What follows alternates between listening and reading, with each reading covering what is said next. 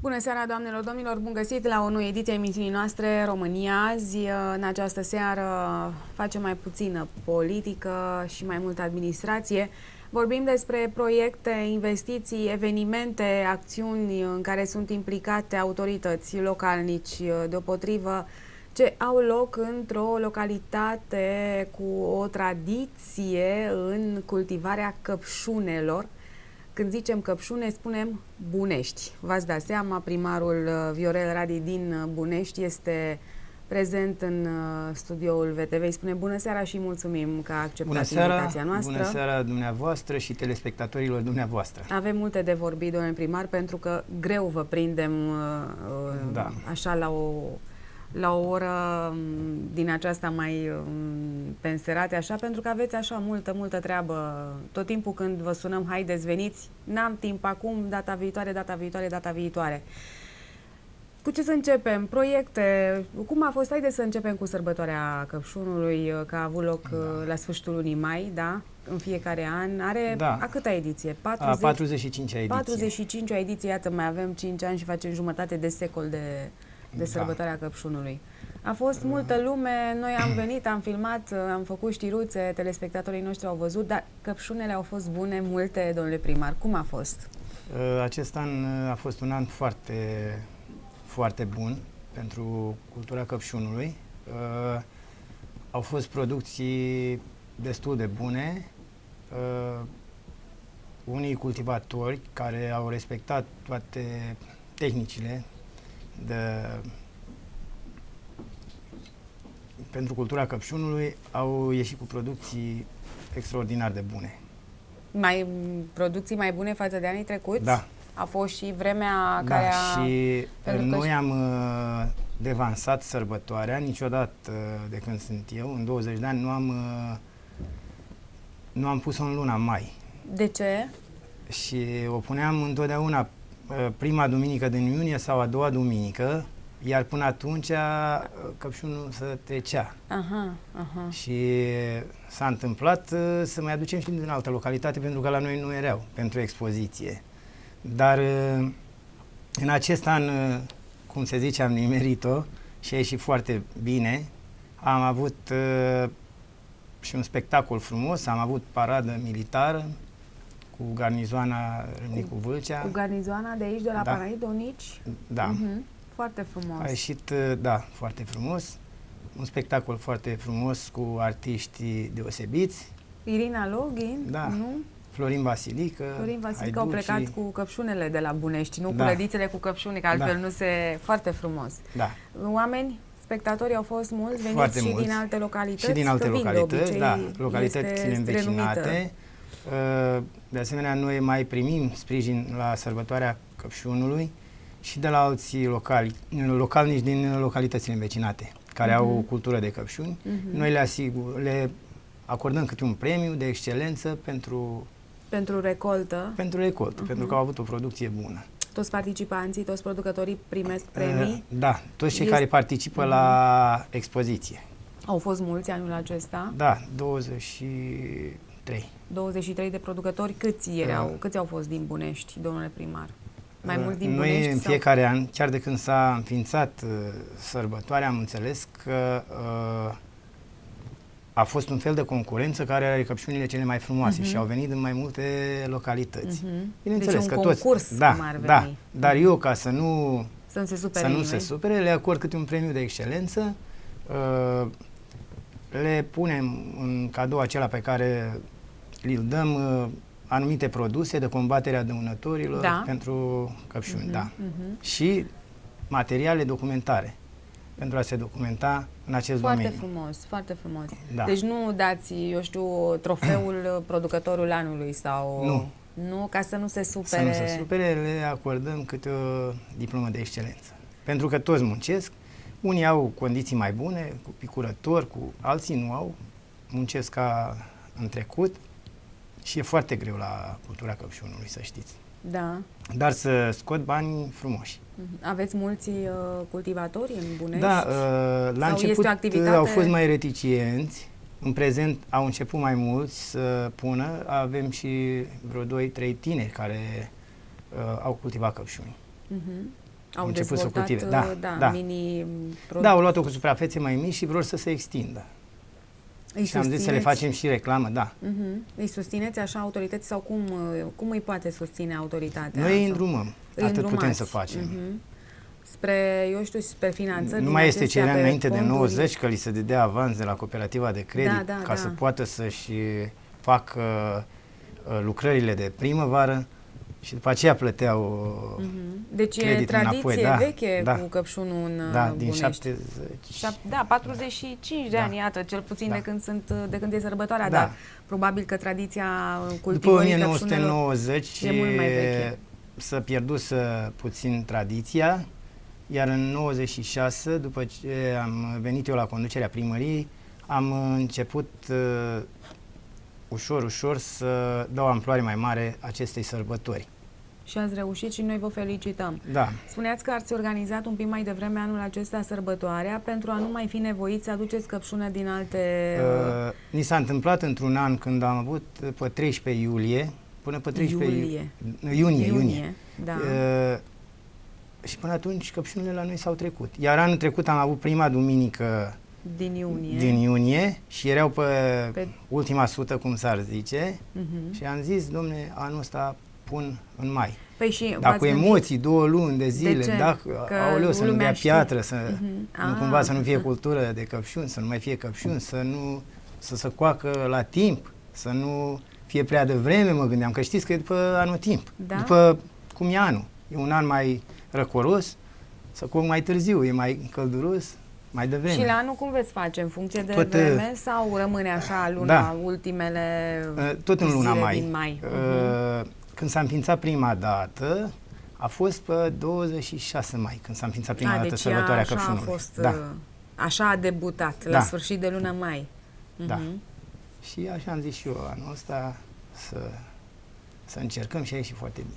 Și bugetul, domnule primar, din banii pentru acest eveniment, din bugetul primăriei sau și sponsorizări sau, eu știu, de la Consiliul Județean sau nu primiți sprijin pentru astfel de activități? Și de la bugetul local, dar am avut și ceva sponsorizări.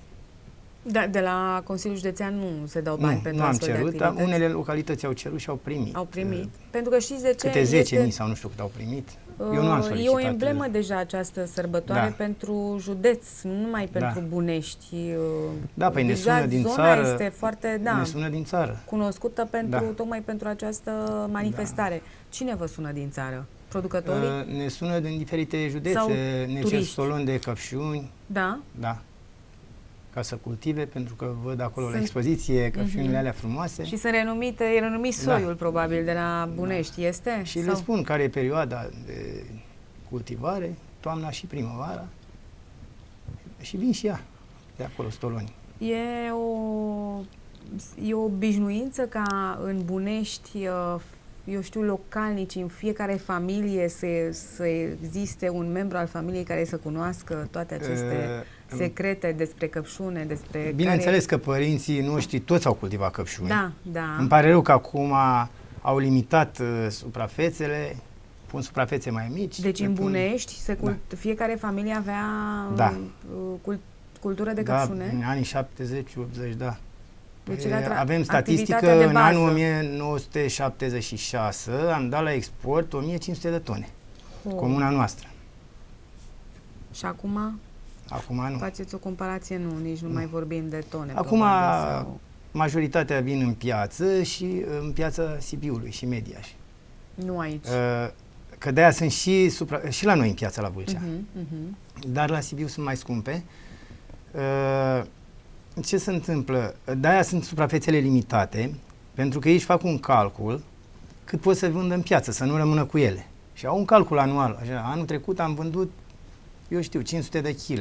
De ce în anii 70, iată, se putea exporta 1500 de tone? Aveam o grămadă de centre de fructe și de achiziții. Da, localitate și de prelucrare aveam. Și de prelucrare. Da.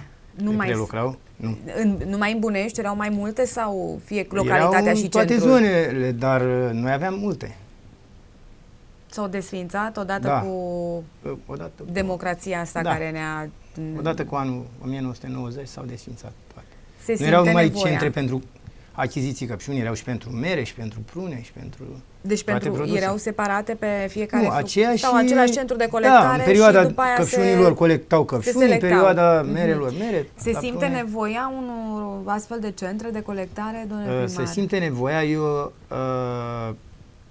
am un proiect făcut cu domnul director la Institutul Mărăcineni, domnul Coman, prin care vreau să facem o cameră frigorifică, unde să construim o cameră frigorifică, unde să vină cetățenii cu fructele.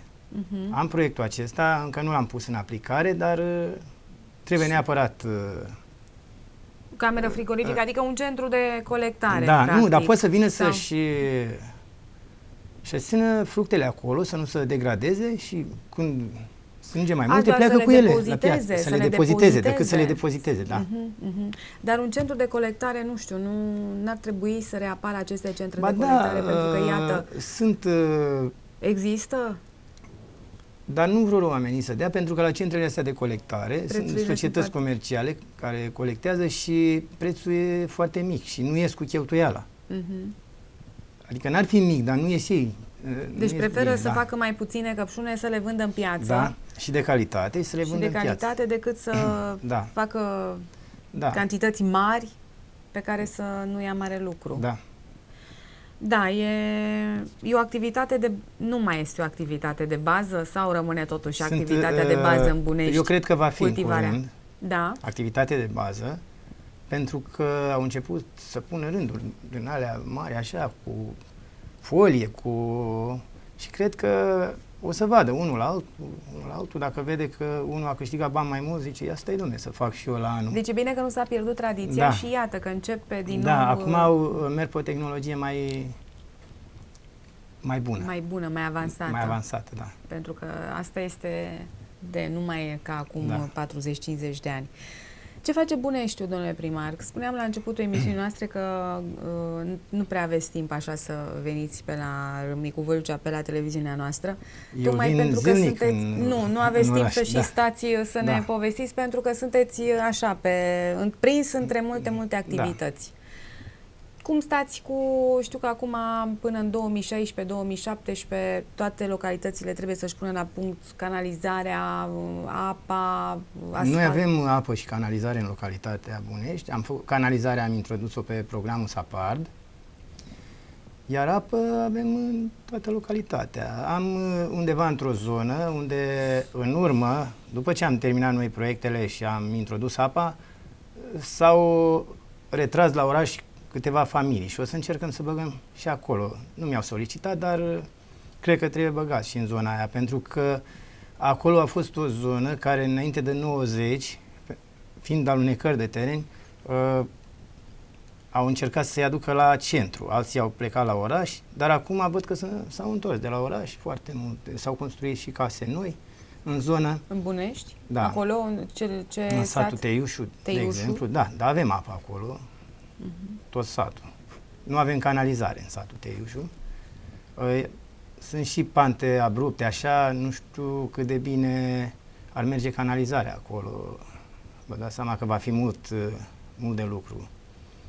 Dar oricum noi acum, pe programul ăsta 2014-2020, o să depunem o documentație pentru a introduce canalizarea și în satul Teiușu și Coasta Mare. Da. Mai sunt alunecări de teren? Da, am avut un proiect care l-am în derulare,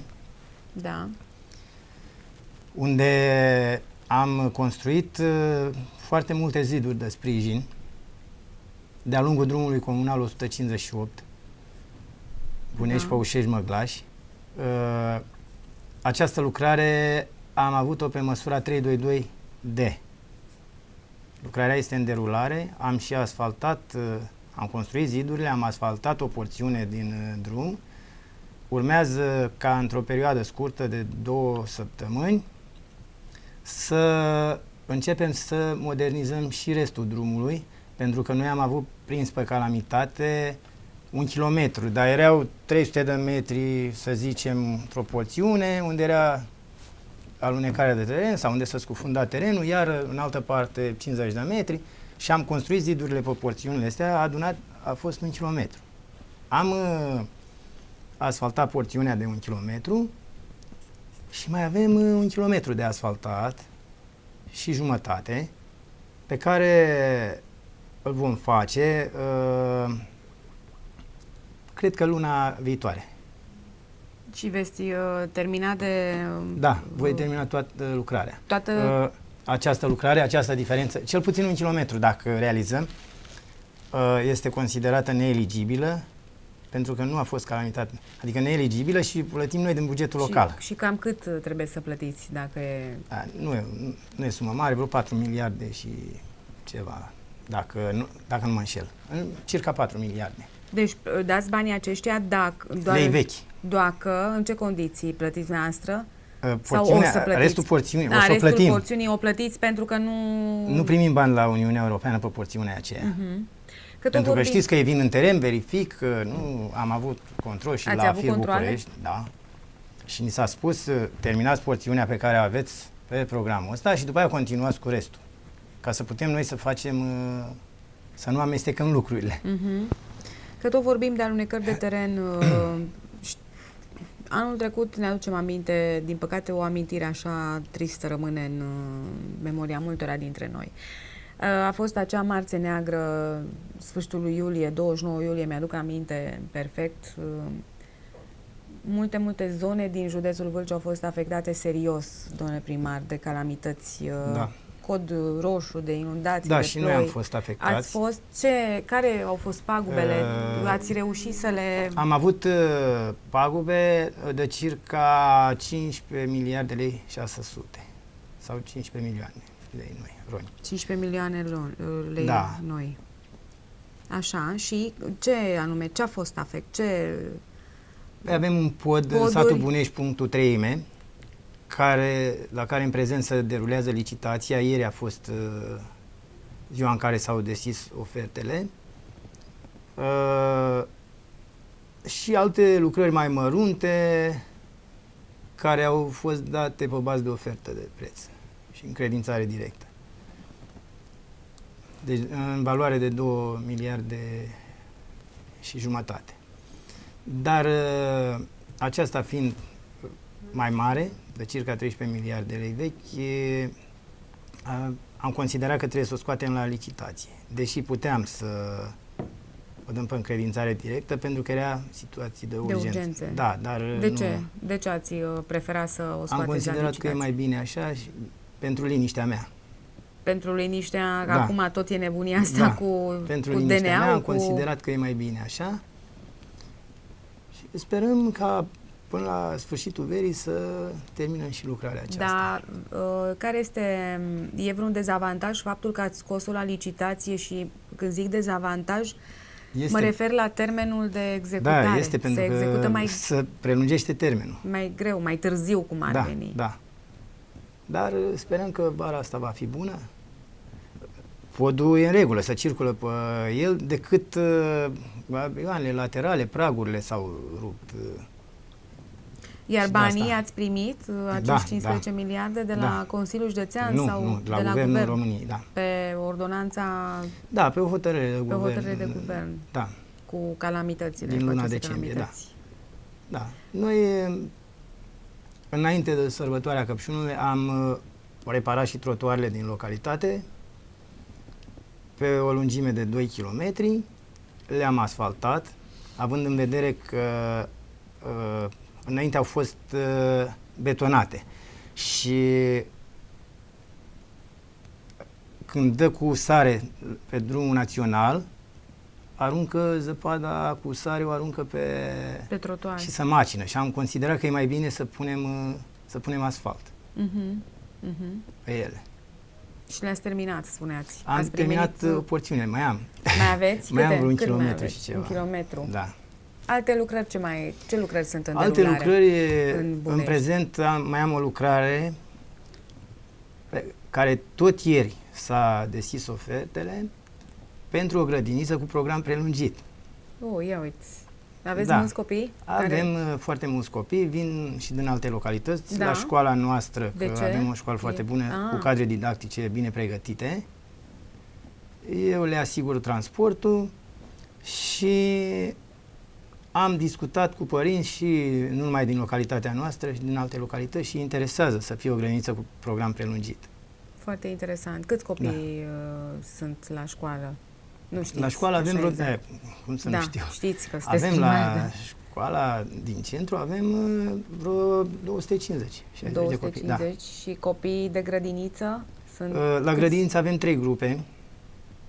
Asta înseamnă 100 avem de vreo copii. 80. 80 aproximativ. Și da. pentru... Ei unde învață acum? În școală?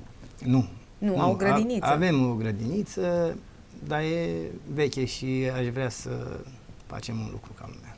Și îi mutați și pe aceștia de învață acum grădinița cu program normal, mă gândesc că e. De-aia am făcut pentru 3 grupe și va fi prevăzută cu cantină, cu tot ce trebuie.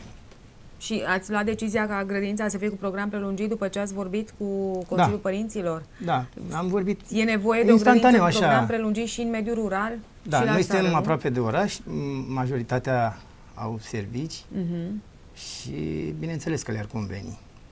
Care mai e mișcarea demografică în Bunești, domnule primar? Spuneați înainte că au început oamenii să se întoarcă sau să vină, să se mute la Bunești. Este și aproape de oraș, cum spuneați dumneavoastră. Și... Dacă înainte de 90 începuseră să vină în oraș, foarte mulți, acum au început să retragă la țară.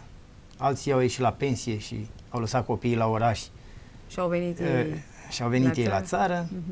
Dar e mult mai ușor, e mult mai bine la țară și mai recreativ așa și omul la țară mai pune și el o roșie, mai ține o pasăre.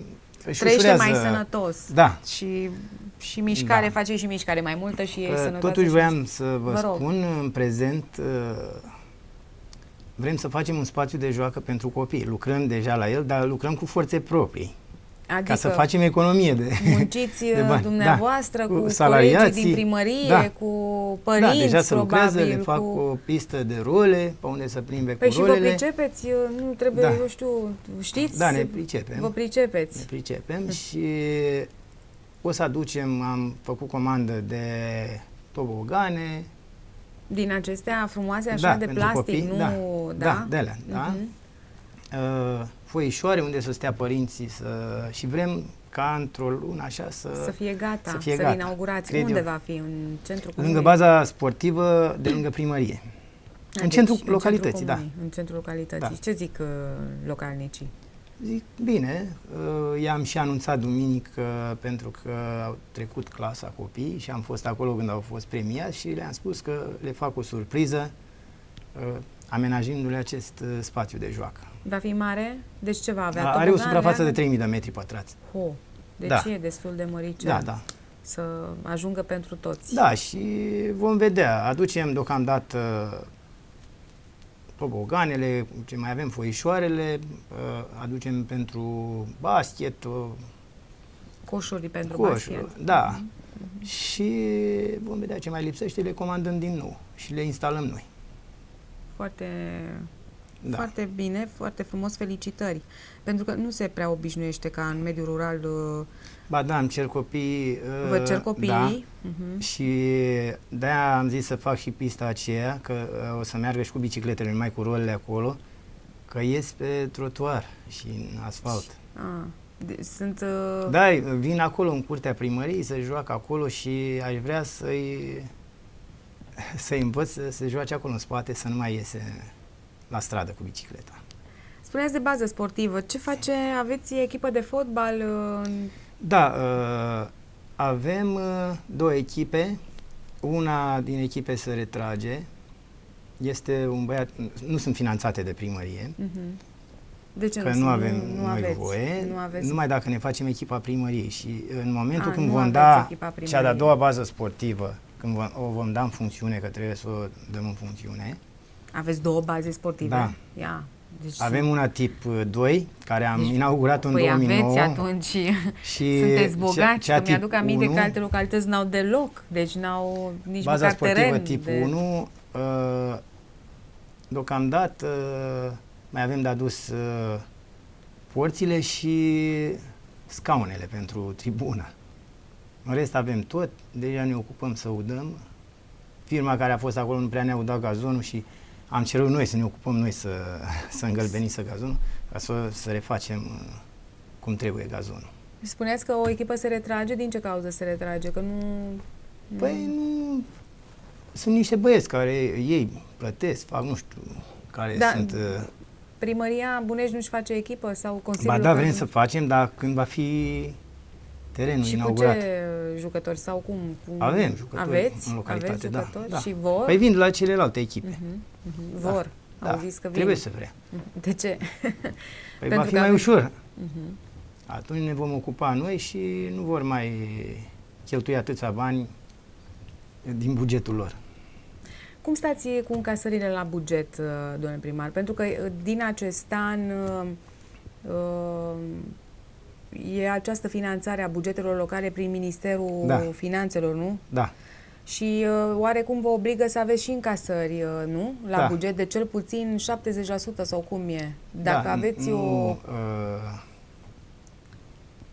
Dacă ai 97% încasări, e o sumă mai mare. E o sumă mai mare, așa. Da, era o formulă până anul trecut.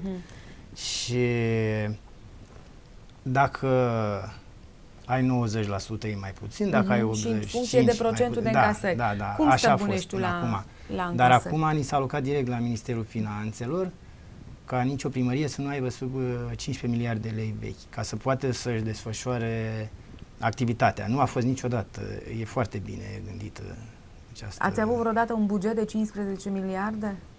Am avut și de sute de miliarde, că am avut lucrări pe fonduri europene. Dar nu pe lucrări. Bugetul dumneavoastră, așa, ca să-l folosiți, cum s-a întâmplat anul acesta. Nu, niciodată. Cât încasați? Care e bugetul primăriei Bunești? Noi încasăm vreo 6 miliarde, cred. 6 miliarde? Aproximativ. Stăm foarte rău cu... Deci românii își plătesc bine impozitele. Rar e câte unul care nu poate să-și plătească. Și până la urmă tot plătește. Că bine, are nevoie de o adeverință de ceva și tot își plătește.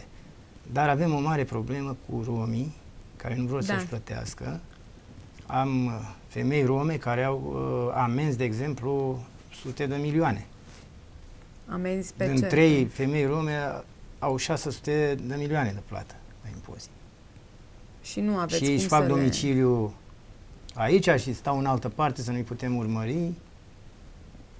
Nu există o modalitate de recuperare a acestor sume? Sau, nu știu, muncă în folosul comunității? Numai dacă se dă legea așa.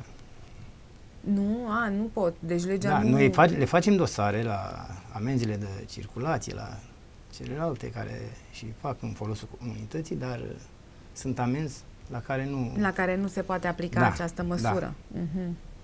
Și sunt mulți romi în Bunești? Avem câțiva. Comuna noastră nu a avut romi și a adus întâi o familie de romi, păi au mai venit două și s-au înmulțit. Asta știu ei să facă cel mai bine. Dar creează probleme? Cred că avem vreo 150-60 cu copii cu tot. De familii sau de persoane? 160 de persoane. Da. 160-180 copii. Creează probleme aceste familii? Că nici nu îi înregistrează pe copii. Sunt copii care n-au certificate de naștere, care vin mai târziu când au ei când au nevoie, probabil. Da, creează probleme în localitate, cu excepția faptului că nu își plătesc amenziile și... Nu prea. Sunt cu minți. Ei când se duc la furat, se duc în alte localități. În alte localități. Deci, aici, în familie, nu furăm cum ar veni vorba, că știe lumea. Tot aia e, da. Oricum nu e bine. Că nu vor să integreze. Noi am avut și niște programe pentru romi. Exact. Vreau să vă întreb dacă aveți proiecte, programe derulate pentru ei. Avem. Și? Am avut împreună și cu Protecția Copilului, cu domnul Badea, am avut un proiect care se finalizează luna de vine, înțeleg. Plus că le dau microbuzul ca să vină la școală, de duce până la poartă, pe fiecare îi lasă la poartă. Mai să vină. Sau îi ia, că altfel nu vin. Nu vin. Stau departe sau de ce? Stau departe și nu... Dacă nu ia de la poartă, nu vine. Ce proiecte ați avut? La poartă când nu are poartă, da, mă rog. Programe de incluziune socială. Noi am avut mai multe programe și cu școala. doamna directoare de la școală s-a ocupat mai mult de aceste programe, eu i-am sprijinit în mare, așa. Ei au buletinele, domiciliile în Bunești, pe Bunești, sau că spuneați că sunt unii care au Da, sunt care au buletine pe Bunești și stau la Câmpul Lung, de exemplu, sau la Târgu Jiu. Și invers. Și de acolo la noi. Da, este o problemă cu romii. Spuneți că ei nu se integrează. Foarte greu. Sunt și familii care s-au integrat și care lasă copiii la școală, deci nu. Le-am adus și psiholog ca să stea de vorbă cu ei. Unii au venit la psiholog. Și ce au vorbit? În cadrul bibliotecii am adunat câțiva copii și părinți și au discutat cu ei care au probleme, ce probleme au, ce... Da. Investițiile cum stau în Bunești, domnule primar? Sau aveți, sau activitatea de bază e Căpșunul, am văzut, da? Nu. Sau noi sunt și alte... Vă referiți la investițiile primăriei? Investitori. Mai puțin? Mai puțin. De ce? Majoritatea au intrat în insolvență. Ați avut firme care au intrat în... Da, foarte multe. Multe firme? Adică mai multe firme, da. Din Bunești, care au intrat în insolvență și se vede la buget, nu? Sau... Da. Se vede că nu mai poți să-l urmărești. E o problemă cu insolvența, dar sperăm să se termine și problema asta cu insolvența și să o luăm de la capăt, să facem treabă. Da, investitori dornici să vină să dezvolte afaceri în Bunești, eu știu... Ce se întâmplă? Nu prea avem terenuri disponibile. Nu aveți terenuri? Da. Ce avem izlazuri. Ce am avut, am dat, am concesionat. Avem balastiere din astea, dar ce să... Și restul tot. Acum a mai rămas una. Au fost vreo 3. De ce? Tot la fel, la faliment. Au dat faliment. Da. Știu că era o stație de epurare, parcă e. Stația de epurare este, e stația noastră, a primăriei Comunei Bunești. Da. Alte investiții? Primăria? În prezent vrem să depunem... Așteptați, acum au venit program. Ghidurile acestea de finanțare. Pentru că eu acum derulez un proiect pe fonduri europene pe care l-am depus în 2010. L-ați depus în 2010 și abia acum... Și acum vrem să-l finalizăm până în septembrie.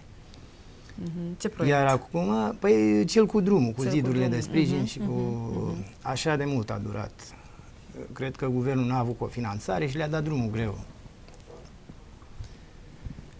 Dar vreau să depun un proiect mare, în prezent, în care să cuprind refacerea mai multor străzi, străzi sau drumuri sătești.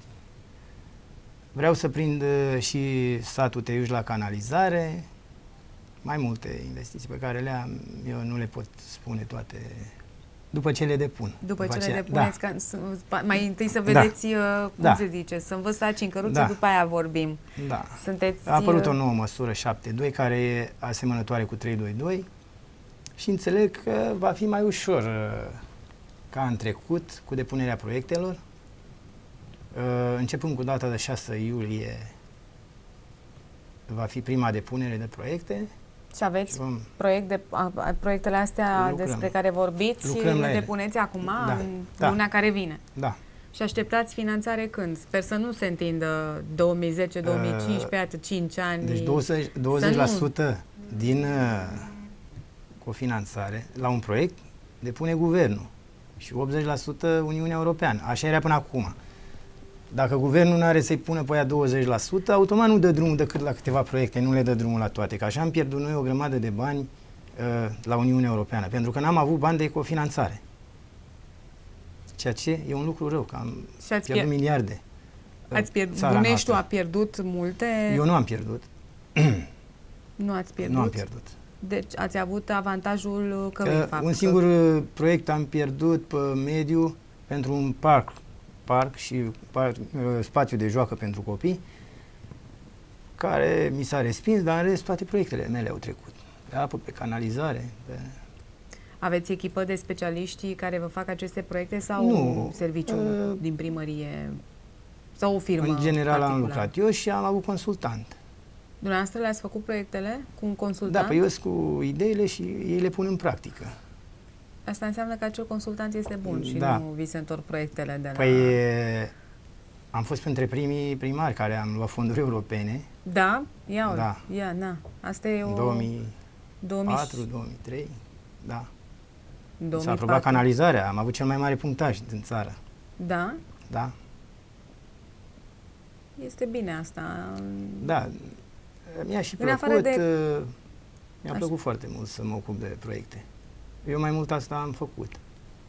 Deci aveți experiența lucratului cu proiectele europene. La consultări pe noul ghid de finanțare s-au ținut de aici, de la Consiliul Județean? Sau venit domnul director la Craiova, la FIR Craiova, și ne-a prelucrat la primarii care am fost interesați, n-am fost mulți, ne-a prelucrat tot. V-a spus ce se va finanța, în ce condiții? Tot, absolut. Ne-a spus. Bineînțeles că avem și un ghid după care ne putem... Dar una e să mai pui câte o întrebare unde nu înțelegi, e altceva. Și a fost de bun augur. Și a spus că mai vine din nou, pe la sfârșitul lunii ăștia. Și când, deci când v-a spus și când se vor deschide axele de finanțare, practic, când se vor primi și când se vor... Se zice că primul venit, primul servit. Deci cu cât ne grăbim noi când să le punem mai repede, depuneți? Decât că va fi o diferență, să zicem, dacă o localitate primește 80 de puncte, e finanțată. Aia care primește 40 de puncte sau 50 așteaptă la rând. Dar între timp se mai pot depune alte proiecte care să facă 80 sau 70 și stai la rând și după ăla. Dacă ai numai 40-50 de puncte. Și după aceea vine rândul când nu mai sunt alte proiecte cu punctaj mare. Așa am înțeles. Deci așteptăm ghidurile de finanțare și dumneavoastră aveți proiectele, deja știți ce aveți de făcut, ce ar mai trebui făcut în Bunești. Da, mai am pentru modernizarea unui cămin cultural. Așa, deci cămin cultural. Plus că noi am înființat un gal anul trecut, împreună cu localitatea Vlădești, Păușești, Măglași, Olănești, Toinești, Bunești, Mihăiești, Budești, Nicolae Bălcescu. Ne-am întins că a trebuit să avem un număr de peste 30.000 de locuitori ca să putem să accesăm... Și ce proiecte puteți accesa pe acest gal? Deocamdată am depus un proiect pentru finanțarea galului și după aceea vom vedea ce proiecte depunem. Am înțeles că pe galuri puteți doar de achiziții, utilaje, da. Aveți nevoie? Dar sunt foarte bune, da. Nu aveți serviciul chiar îmi doresc de urgență, să achiziționez câteva utilaje. Iarna cum e? Iernile cum sunt? Noi avem tractor, dezăpezim, tractor cu lamă, dezăpezim, nu avem probleme. Circulă tractorul toată noaptea până dimineața ca să poată cetățenii să meargă la servicii. Deci, în afară de aceste achiziții de utilaje, spuneați renovarea căminului cultural, ați pus asfalt pe mai multe căi rutiere. Ce ar mai fi de făcut în Bunești? De ce ar mai avea nevoie Buneștiul, domnule primar? Vă dați seama, unele drumuri le-am asfaltat, de exemplu, l-am asfaltat prin 98. Acum, cred că e rândul să-l refacem, nu? Deci... Asta nu suficient. Și asta ne dorim, să le refacem din nou pe cele care deja se degradează. Sunteți primar din 96, spuneați, la Bunești. Asta înseamnă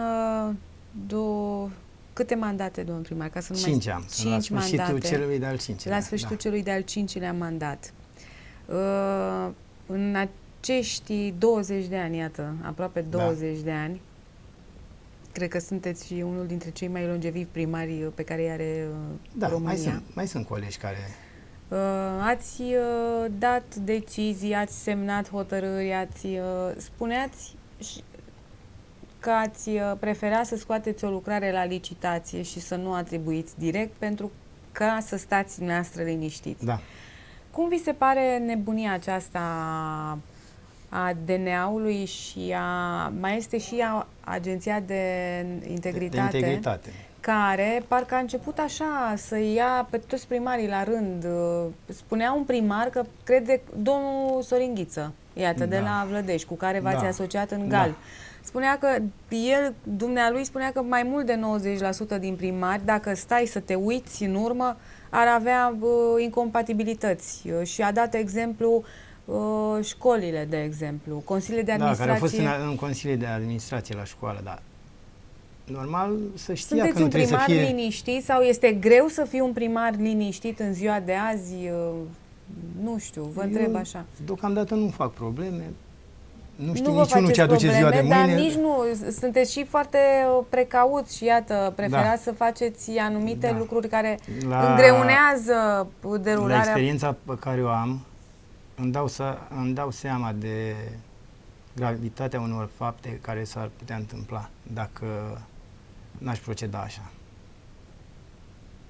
Deci nu vreau să lucrez inconștient.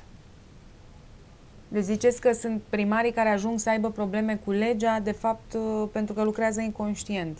Nu știu, nu cunosc eu situația altor primari, eu vă spun punctul meu de vedere, nu mă pot eu pronunța pentru alți primari. Și nici pentru lucrările? Uite, acum mi-am adus aminte de primarul Chiliman, de exemplu, care mită de 10 de milioane de euro în urma atribuirii lucrărilor. Cum e, domnul primar, cu atribuirea lucrărilor într-o primărie? Se face licitație, dar depinde ce o fi făcut el acolo, la ce aparat a avut de specialitate. Că vă dați seama că o primărie de municipiu are începând la juriști, firme de consultanță, câte ori fi pe acolo, aparat de specialitate. Noi nu avem nimic. Primarul le face pe toate. Nu avem juriști, nu avem la comune. Câți angajați are primăria Bunești? Păi deocamdată avem vreo 19. Da, am muncitori, am pe tractor, din ăștia. În 2016 ce veți face? Veți candida pentru un nou mandat? Dacă populația mă dorește, normal că voi candida. Eu până acum am luat un procent așa de 90% de fiecare dată, peste 90%. Dar asta spune multe despre dumneavoastră ca primar. Înseamnă dar depinde, că ne mai uzăm și noi. Mai sunt situații când nu poți să mulțumești pe toată lumea. Poate cetățeanul respectiv nu înțelege că are o situație care nu poți să faci nimic. Am avut...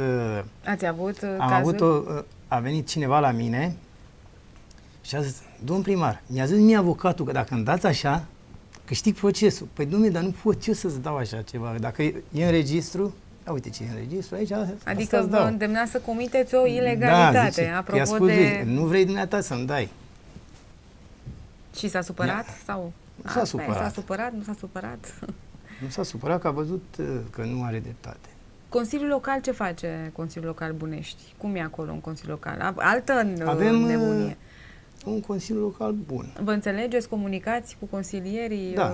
Majoritatea via PSD-ului sau a... Da. Păi, normal. Situația de aici de la Râmnicu Vâlcea o știți?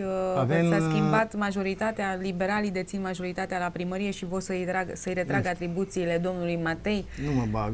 Nu comentați. N-ați văzut că nu comentez la nimic ce m-ați întrebat dumneavoastră.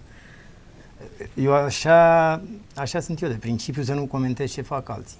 Niciodată nu cred că o să mă auziți pe mine în vreo ședință să ridic nu știu ce problemă sau să mă cer cu cineva. Iar relația cu Consiliul Județean care este? Este bună. Ați avut-o dintotdeauna o relație bună? Și când domnul era președinte răposatul? cunosc de 20 de ani. Pe domnul Păsat? Da. Și eu un om deosebit, nu am... Acum când s-au dat acei bani sau s-au făcut listele pe acea ordonanță 28, primiți? Nu m-a prins rândul.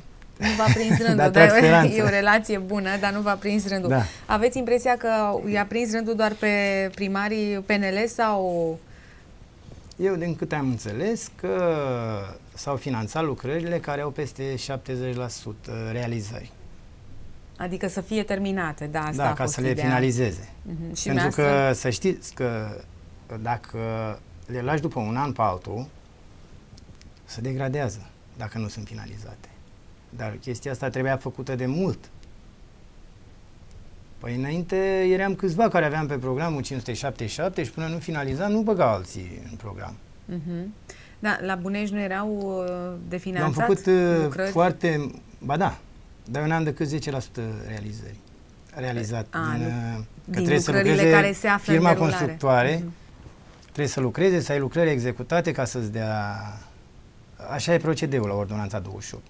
E fosta hotărâre de guvern 577. Eu am făcut foarte multe lucrări pe 577. Păi în aproape 20 de ani de mandat sunt convinsă că ați făcut foarte, foarte multe lucrări și a fost perioade când luam proiecte. numai eu bani. Și dacă mai erau unul sau doi primari pe 577. Erau bani puțini și nu se merita să dea la toate localitățile. Și acum s-a făcut o greșeală că s-au primit foarte multe localități sau proiecte de multe localități și nu le pot finanța pe toate. Deci v-a sărit rândul de data aceasta, da, poate e prima pe data dată. viitoare. E o rectificare, va mai fi o rectificare bugetară. E o rectificare în luna iulie și sperăm să corectăm. Cam de câți bani ați avea nevoie să vă terminați investițiile astea care sunt... Vreo 50 de miliarde de lei vechi. Ce am eu pe ordonanța 28. Da. Anul acesta va trebui cei 50 de miliarde de lei vechi. Sau lucrări care ar trebui terminate anul acesta. Ar trebui, dar nu sunt. Vom vedea. Măcar 15 miliarde, dacă ar fi, să fac zonele care sunt mai degradate. Zonele degradate și vă referiți la care zone sunt mai degradate, domnule primar? Am niște drumuri, așa cum v-am spus, că au revenit mult la țară. Teiuș, dar nu mult, da, câteva familii. Și trebuie să le fac drum acolo pe zonă. Să ia alunecare de teren, alunecarea de teren nu poate fi... E pârâul din jos, a mâncat și a picat drumul. Deci și poate fi oprită alunecarea prin aceste lucruri. Da, păi vine zi de sprijin, vine... Deci facem o concluzie la întâlnirea noastră, domnule primar, mai avem un minut de emisiune. Mai avea nevoie, spuneți, de 50 de miliarde să vă terminați investițiile care se află acum în derulare. Abia așteptați ghidurile de finanțare, că știți, spuneați, da, că știți ce aveți de făcut. Ați proiectat, ați pus pe hârtie proiectele. Da. Iar la anul, dacă vă cer, și sigur o vor cere locuitorii, veți mai candida pentru un nou mandat. Da, sperăm să avem o relație bună și să fie majoritatea de acord cu mine ca să pot să candidez. Adică n-aș vrea să ies primar, să n-am măcar 50% din voturi. Că acum, după noua lege, cine are mai multe voturi. Da, mi s-ar părea cam ilegitim așa, dar... Da, iată ce spuneți, foarte interesant ce spuneți, nu toți primarii spun așa. Iar sărbătoarea Căpșunului va fi la anul, probabil, la sfârșitul lunii mai, că e mai bine, sunt mai multe căpșune la Bunești. La anul vom depinde și de data alegerilor. Da, că vom avea și alegeri și vor fi cum? Înainte, după, când v-ați gândit? Nu, înainte. Înainte. Înainte, pe dacă le punem dacă sunt alegerile în prima... în iunie, cam așa. Iunie, dacă punem după, nu mai sunt căpșuni, nu mai să anulăm sărbătoarea. Nu anulăm sărbătoarea, nu avem voie, a 46-a ediție la anul, la sărbătoarea Căpșunului Bunești. Vă mulțumim mult de tot, domnule primar. Și eu vă mulțumesc. Domnul primar Viorel Radi de la Bunești, îl mai așteptăm la România azi. Vă mulțumim foarte mult și doresc cetățenilor din Comuna Bunești multă sănătate, fericire și tot ce își doresc. Mulțumim și noi că ați fost alături de noi, mulțumim și telespectatorilor. Rămâneți la criterii, vine în această seară domnul viceprimar cu atribuții de primar Ion Gigi Matei. O emisiune interesantă va fi, zic eu. Noi ne revedem și mâine seară. La revedere!